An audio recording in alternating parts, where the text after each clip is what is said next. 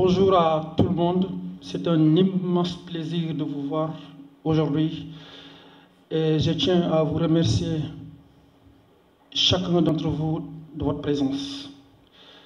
Avant d'entamer toute action et tout propos, j'aimerais demander 1 minute de silence à la suite du décès d'un activiste panafricain connu sous le nom de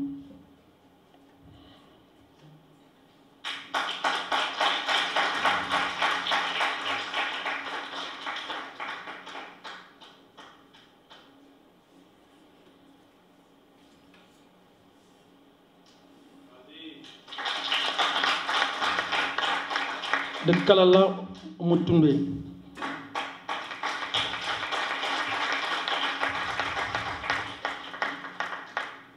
Quand un panafricaniste meurt, l'Afrique perd un morceau de sa dignité.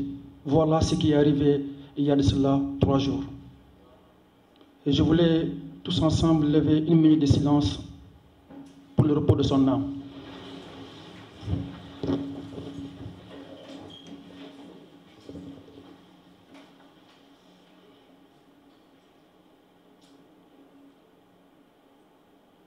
Je vous remercie. Aujourd'hui, nous avons un combat à mener, à savoir un combat pour la restauration de la dignité africaine qui a longtemps été bafouée et piétinée par les Occidentaux, en l'occurrence par la France et tous les autres États qui ont continué à contribuer à la domination de l'Afrique. L'esclave qui n'est pas capable d'assumer sa révolte ne mérite pas que l'on s'apitoie sur son sort. Cet esclave répondra seul de son malheur s'il se fait l'illusion sur la condescendance suspecte d'un maître qui prétend l'affranchir. Seule la lutte libère. Mes chers amis, si vous le permettrez, je vais, comme nous sommes dans le bain, je vais vous lire la 4e couverture du roman Collado, Entre vérité et mensonge. Dans une famille sénégalaise traditionnelle et conservatrice, naquit dans le village de Malabé, Collado, dont le père de famille, un ancien tirailleur sénégalais, fut sauvagement assassiné par des réfugiés mauritaniens à la suite des douloureux événements de 1989 opposant la Mauritanie et le Sénégal. Il fut arraché de force entre les mains de sa mère sans accord de celle-ci, pour être confié à sa tante paternelle Alimata, vivant dans l'immense ville de Tambacounda afin de lui assurer une bonne éducation. Cet enfant, très brillant en lèvres, prédit le goût des études et finit en prison suite aux mauvaises fréquentations et de malversations à Tambacounda. 6 ans après son retour forcé au village natal, Collado était devenu un grand transporteur de renommée nationale et sa fille Gueda, atteinte d'une maladie incurable, rendit l'âme. Il échappa à une amputation de ses bras par des djihadistes et immigra clandestinement en France où il élit domicile chez son oncle maternel. Puis chassé par celui-ci, il sombra dans la drogue. C'est par pur hasard qu'il apprit la mort de sa mère. Si cette terrible nouvelle le ramena à la raison, sa situation socio-économique ne s'améliora guère. Il trouva un travail noir grâce à sa copine Catherine, qui était enceinte de lui de 4 mois au moment de son expulsion vers le Sénégal. Entre fiction et réalité, l'auteur peint dans ses grandes lignes la société sénégalaise à travers ses us, ses coutumes, interdiction d'exercer des métiers associés à des castes, soumission des mamans au dictat des belles-sœurs, travail forcé des femmes au village, irresponsabilité des époux, protection des animaux, résilience face aux mauvaises politiques étatiques, foi et religion. Il met en valeur de nombreux héros anonymes, bravoure des femmes au foyer, le respect des liens sacrés du mariage, dignité des hommes pauvres, lutte de survie dans les villes et villages. Il aborde les questions du conflit frontalier entre le Sénégal et la Mauritanie, les désastres du changement climatique. L'auteur nous livre les tragédies des migrants noirs pris entre 2 feux de violence étatique, des guerres et de la pauvreté qui les forcent à quitter leur pays. On constate ici un changement de narratif car l'auteur a pu démontrer que comme Collado, on peut réussir sa vie dans un pays dit du tiers-monde et échouer très lamentablement en Occident. L'Europe n'est plus cette île de radeau tant rêvée par les Africains. Voilà la 4e couverture du roman Collado entre vérité et mensonge. Mes chers amis, si vous me permettrez, je vais faire de façon ramassée le résumé de mes livres et les points focaux sur lesquels je voudrais passer en revue, c'est justement le franc CFA, le djihadisme, la démocratie et le racisme. Je vais commencer par le racisme. Le plus souvent, les Africains subissent le racisme à travers le monde. Et on se pose la question pourquoi ces situations n'arrivent qu'à nous. On va essayer de démontrer de façon scientifique, avec la rigueur intellectuelle requise, pourquoi les Africains subissent le racisme. Déjà, il faudrait comprendre que depuis l'Église catholique discutait sur une situation, à savoir de déterminer est-ce que les Noirs avaient une âme. Et si les Noirs avaient une âme,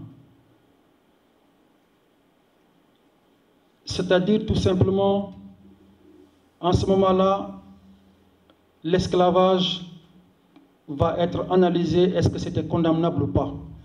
L'Église catholique s'est rendue compte que finalement, effectivement, que les Noirs avaient des âmes. Elle détermine 2 hypothèses, qui sont les suivantes. Puisque les Noirs ont des âmes, et que les Noirs aussi adoptent la religion catholique, en ce moment-là, l'esclavage n'est plus condamnable. En revanche, lorsque les Noirs ont une âme et que les Noirs refusent de se convertir au christianisme, alors là, l'esclavage est condamnable.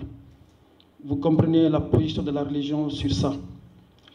Il a fallu l'arrivée du pape Grégoire XVI pour que l'esclavage soit banni par les chrétiens. Ensuite, vous avez, dans la religion musulmane, l'islam, où vous avez des érudits de l'islam, comme Al-Shibili, comme Ibn Khaltoum. Ibn Khaltoum qui disait ceci, à la page 154 de mon livre. Les seuls peuples à accepter vraiment l'esclavage sans espoir de retour sont les nègres, en raison d'un degré inférieur d'humanité, leur place étant plus proche du stade de l'animal. Ensuite, il sera secondé par un autre historien de l'islam qui s'appelle Al-Abshili, qui disait ceci, quand le noir a faim, il vole, et quand il est rassasié, il fornique. Voilà la vision que les grands érudits de l'islam avaient vis-à-vis des Noirs. Quand la colonisation est venue,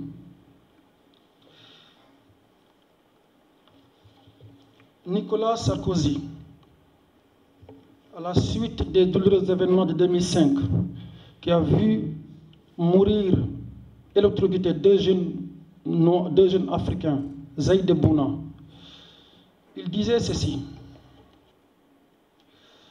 J'ai reçu le père de Ziad et le frère de Bouna. Le père est depuis 30 ans en France. Il ne parlait pas français. Le fils était un boubou. Pour lui, le fait d'être en France signifiait tout simplement qu'il fallait non seulement comprendre le français, et qu'il fallait s'habiller à la française. La réponse que j'aimerais poser, que j'aimerais demander, la question que j'aimerais adresser à M. Nicolas Sarkozy, est-ce que les Français qui sont dans les pays africains ont-ils l'obligation de parler le français pour être compris, ou plutôt de parler nos langues locales pour être compris? La réponse est non. Il n'y a pas d'obligation faite envers les Français pour comprendre nos langues locales. Je ne vois pas l'importance, ou plutôt l'obligation des Africains qui vivent en Europe de se comporter à la française, de porter des vestes et des cravates à la française et de rouler des airs à la française. Ça veut dire que nous avons subi, les Européens et les Occidentaux, bref, la religion, la colonisation, ont fait de nous des véritables combattants de la liberté. Et la jeunesse africaine est consciente de ces fléaux, parce que vous savez, 13 siècles de domination arabo-musulmane. Ensuite, c'est la traite négrière, 400 années. Et maintenant, après, c'est la colonisation. Et maintenant, nous sommes dans une nouvelle forme de domination qu'on appelle le néocolonialisme. Ce néocolonialisme qui nous tue, qui assassine notre dignité et qui nous empêche d'aller de l'avant. C'est face à ce néocolonialisme aujourd'hui que les activistes panafricanistes se sont levés pour dire stop. Parce que ce qu'avaient accepté nos grands-pères, nos aïeux, nous, cette nouvelle génération, nous ne l'accepterons plus jamais. Parce que nous avons fait les mêmes écoles, nous avons les mêmes diplômes. Et comme j'ai l'habitude de le dire, dans la vie, tout se sait, tout se voit, tout se lit et se comprend et se tait. Depuis des siècles, la jeunesse africaine s'est tue. Maintenant, nous n'allons jamais nous taire. Nous allons défaire ce que le colon a construit. Nous allons apporter la science, seul gage, seule garantie pour rééquilibrer les efforts afin que l'Afrique sorte de cet obscurantisme voulu et imposé par les forces obscures occidentales. Mes chers amis, c'était le résumé de nos larmes noires. Et face à cela, comme je vous l'ai dit, l'Afrique souffre énormément. Si nous voulons nous en sortir, il n'y a pas 10 000 solutions. La véritable solution, c'est de pouvoir fédérer les forces. C'est-à-dire un Malien doit se sentir être Sénégalais, le Sénégalais doit se sentir être Rwandais, le Rwandais doit se sentir être Nigérien, parce que nous avons le même peuple, nous avons la même culture, et nous formons l'espèce noire. C'est pourquoi nous voulons vous dire que le malheur de l'Afrique francophone, c'est d'avoir rencontré la France, qui, à cause de sa politique belliqueuse et belliciste, nous n'arrivons pas à nous en sortir. Et ceci se traduit à travers les accords de coopération militaire, les accords de défense. Vous connaissez très bien le franc CFA, qui est une monnaie de la soumission du peuple africain. Le franc CFA a été créé par décret du nom de René Frébel, sous la demande du général de Gaulle.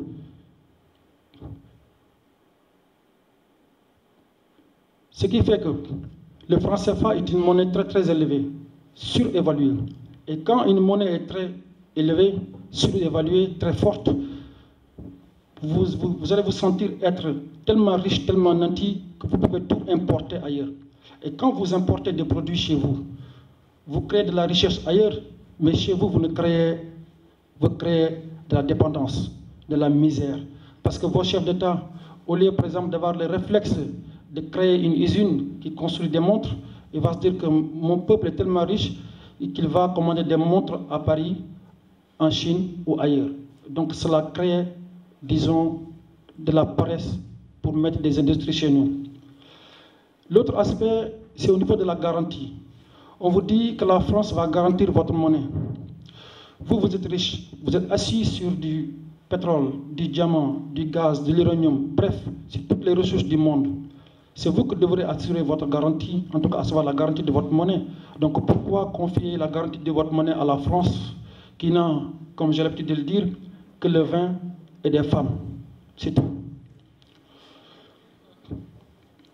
Mes chers amis, l'histoire de la convertibilité du franc CFA, je vais être très simple. Je vais l'expliquer de façon très, très simple pour que tout un chacun d'entre nous le comprenne.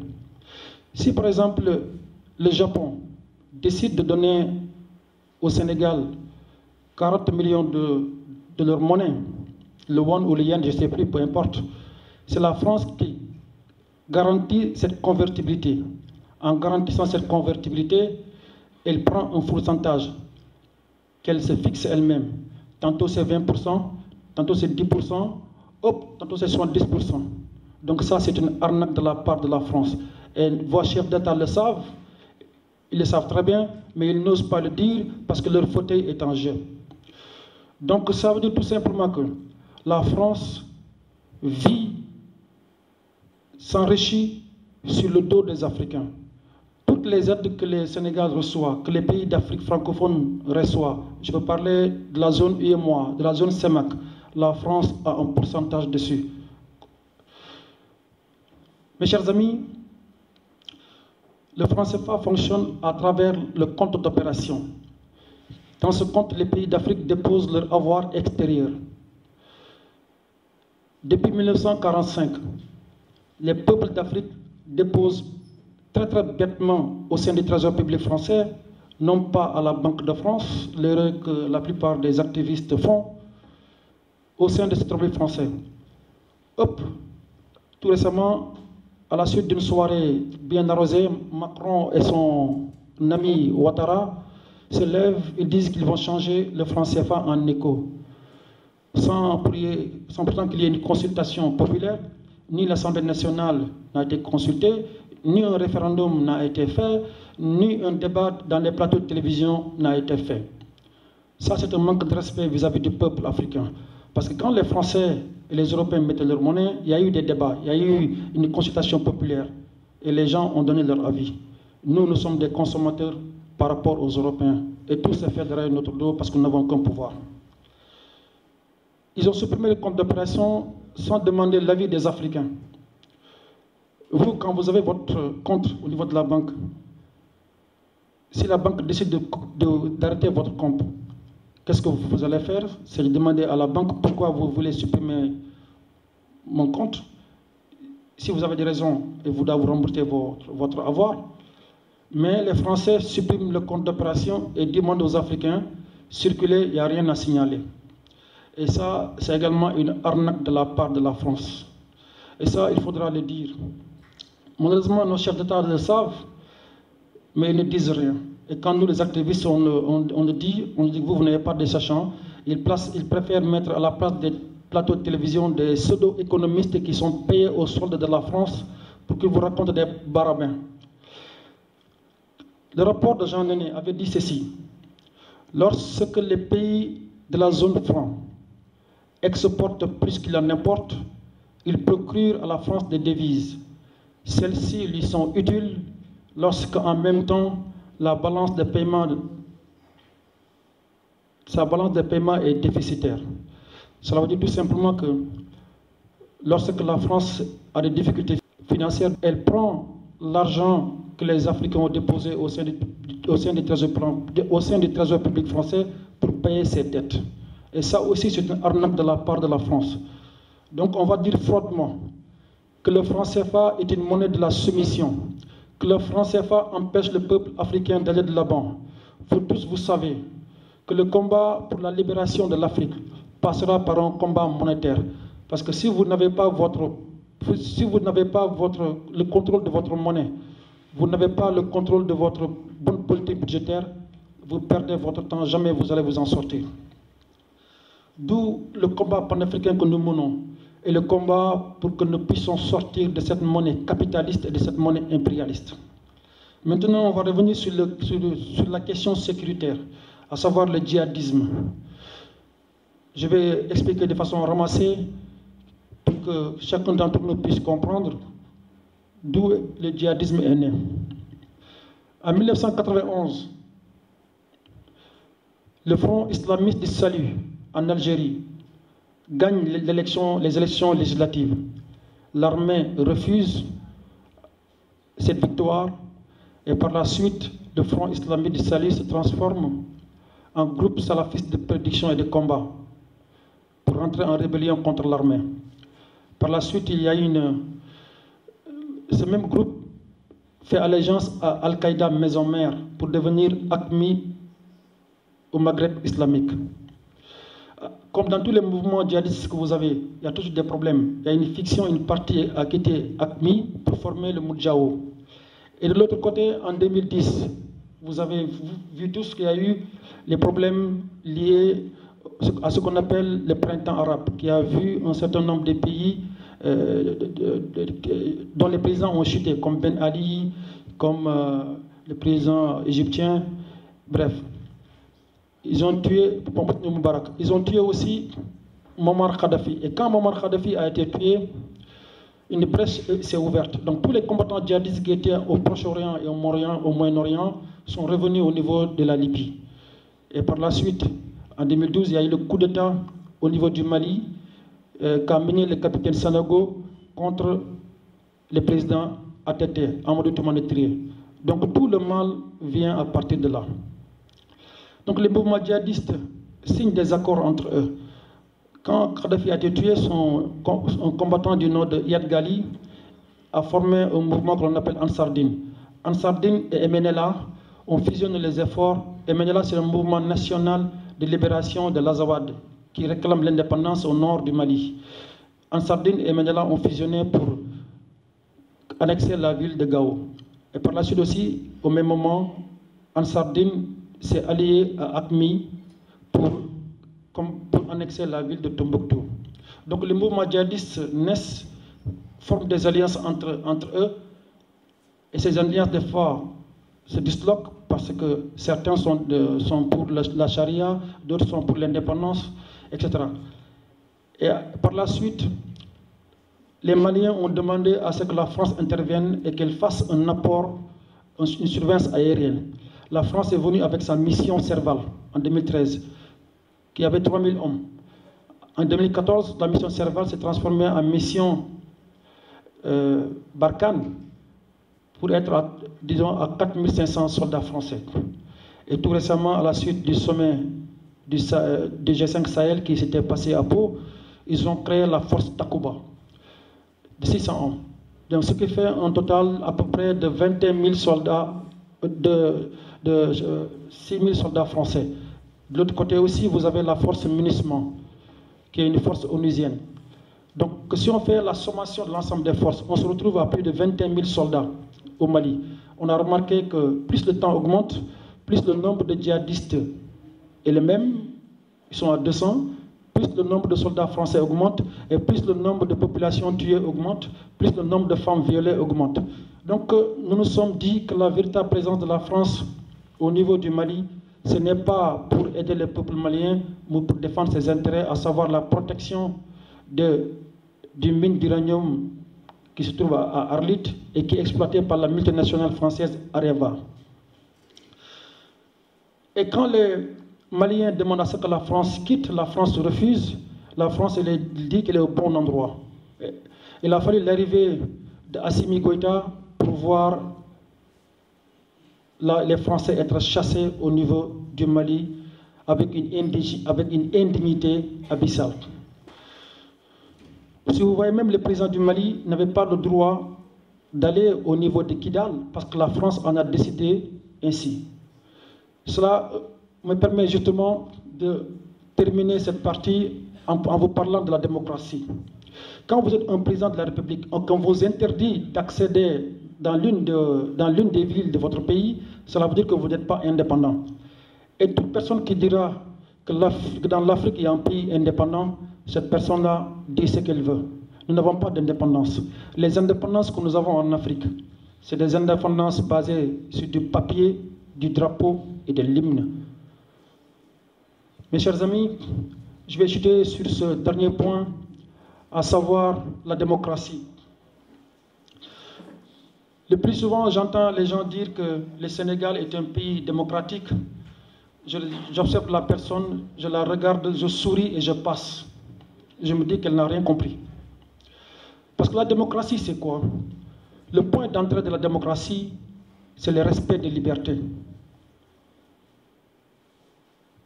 Quand vous voulez faire des manifestations, on vous refuse. Alors pourtant, dans la Constitution sénégalaise, c'est bien écrit que si vous n'êtes pas content, vous avez le droit à faire une déclaration de manifestation. Ce n'est même pas une demande, c'est une déclaration. Vous avertissez à l'autorité que vous voulez faire une manifestation. Mais ces droits sont piétinés. L'autre point de la démocratie, c'est le respect des minorités. Ici, par exemple, au Sénégal, on vous dit que celui-là c'est un Niak, celui-là c'est un Reng. Donc c'est des considérations qui ne favorisent pas l'Union africaine. Et l'autre point de sortie de la démocratie, c'est la justice. Vous voyez des gens qui détournent des deniers publics, mais qui ne sont jamais traduits en justice parce qu'ils appartiennent à un parti politique, parce qu'ils sont affiliés à un régime politique. Et tout ça me permet de dire que nous n'avons pas de démocratie. le Sénégal est le seul pays au monde où vous voyez des gens qui sont déjà morts depuis presque 2 ans, 3 ans, mais qui continuent de voter. Les morts votent au Sénégal. Pourquoi? C'est pour une simple bonne raison, parce que le ministère de la Justice ne fait pas très bien son rôle. Quand quelqu'un décède, l'information devrait...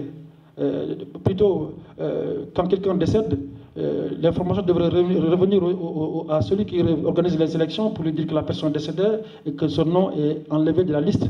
Mais c'est des magouilles, c'est des tripatouillages. Et vous voyez aussi des gens qui sont condamnés, qui perdent leurs droits civiques, mais qui continuent à voter, tout simplement parce que le ministère de la Justice n'a pas fait son travail.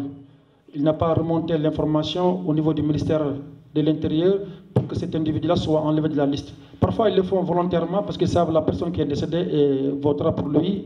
Avec les magouilles que vous connaissez, on ne s'en sort pas. Donc, en gros, voilà les points phares que j'ai développés dans ces livres. Et j'espère qu'au cours de vos questions, on aura largement le temps d'y revenir et de répondre à la limite du possible à l'ensemble de vos questions. Donc, je vous remercie.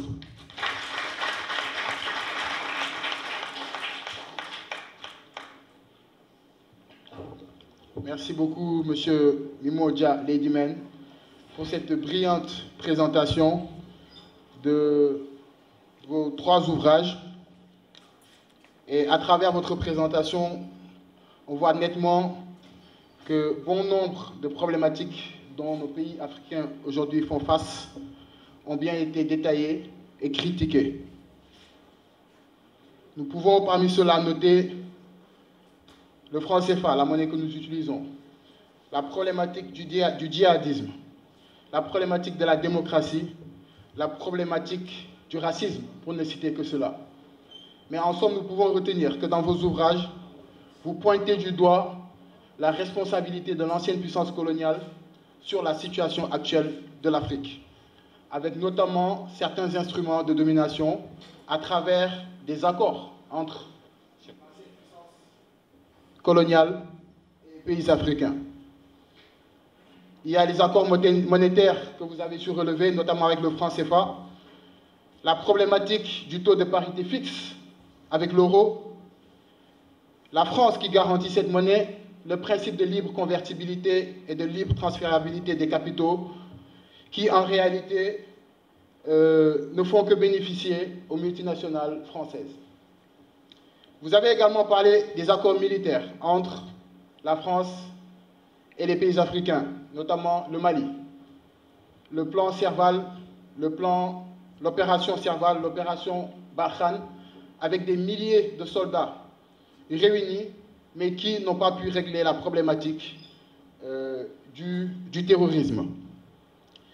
Ce qui montre, tout simplement, comme vous le dites, que la France n'était pas présente au Mali pour défendre les intérêts maliens, mais bien au contraire, c'était pour sauvegarder ses propres intérêts, à savoir sauvegarder les mines qu'elle est en train d'exploiter. Vous avez parlé également de la problématique de la démocratie, notamment au Sénégal, avec les manifestations qui sont réprimées. Et je pense que l'arrestation de nos camarades récemment en est la parfaite illustration. Je veux citer par là Pape Alignan récemment, Abdou Karim Gueye, le professeur Cheikh Oumar Diagne, Oudman Diagne, Papito Kara, parce que je pense qu'il serait important de les citer, et en même temps d'exiger leur libération. Parce que nous considérons tout simplement qu'en principe, si réellement ils prétendent que nous sommes dans une démocratie, comme ils le disent, ils doivent donc laisser nos populations pouvoir s'exprimer de façon libre. En somme, vous avez su développer ces points. Mais les ouvrages que vous avez écrits développent davantage de problématiques. On ne saurait tous les citer. Et nous vous en félicitons encore, M. Dia, et nous vous souhaitons bonne continuation. Merci de l'applaudir encore, s'il vous plaît. Distingués membres du Présidium, honorables invités en vos titres, grades de qualité, c'est un bonheur pour moi d'être là aujourd'hui pour parler au nom de l'Harmattan Sénégal, parce que le docteur Abdoulaye Diallo, qui est le directeur général de l'Harmattan, est souffrant, donc empêché. Donc c'est la raison pour laquelle je suis là aujourd'hui pour dire un mot de bienvenue, même si vous avez déjà commencé, mais vous dire à quel point nous sommes contents de vous accueillir dans cette salle qui était donc un spécialiste du débat, de la déconstruction, qui aimait tout cela. Et si aujourd'hui nous lançons un livre ou des livres d'un auteur qui est un auteur engagé, ça ne peut être qu'un bonheur pour nous et un plaisir. Et définitivement, tout à l'heure, quand je venais, et parce que je suis peut-être assez loin, Mimodia, on a beaucoup d'échanges par mail et tout ça, mais c'est la finesse dans la contestation, mais également avec un niveau parfois appréciable, vraiment très appréciable. Nous apprécions énormément parce que je crois que le combat que vous êtes en train de faire, un combat de veille et d'éveil des consciences, si chacun d'entre nous éventuellement pouvait le faire, peut-être qu'aujourd'hui, notre continent et votre combat aurait été un peu plus facile.